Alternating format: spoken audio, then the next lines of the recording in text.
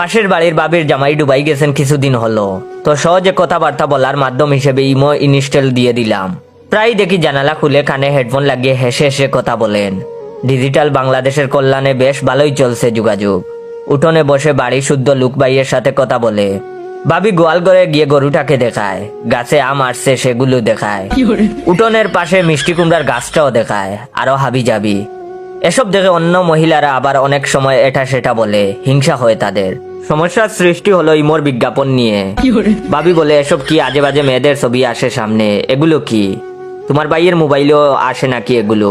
আমি অনেক কষ্টে বুঝাইলাম ব্যাপারটা, সবকিছু ঠিকঠাক চলতেছিল। সেদিন দুপুরে প্রচন্ড গরম, বাড়ির সামনে গাছতলায় বসেছিলাম। এক পিচ্চিকে দিয়ে ভাবি যাওয়ার জন্য খবর পাঠালো। তো গিয়ে দেখি ভাবি উঠোনে রোদের মধ্যে দান নাড়তেছেন, গেমে গুমে একাকার। আমাকে দেখে মোবাইলটা হাতে ধরিয়ে বলল, জয় আমার একটা হট ছবি তুলে দাও।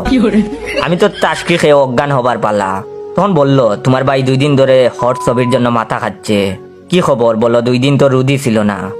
বৃষ্টিতে কি আর গরমের ছবি দেওয়া যায়? আমি আর কিছু বলি নাই। ভাবি দানের মধ্যে গেমে গুমে দাঁড়িয়ে আছেন, আমি ছবি তুলে দিয়েছি। পরে কি হয়েছে আর জানি না, উনি আর আমার সামনেও আসেন নাই। তো আপনারা কমেন্ট করবেন না যে পরে কি হয়েছে।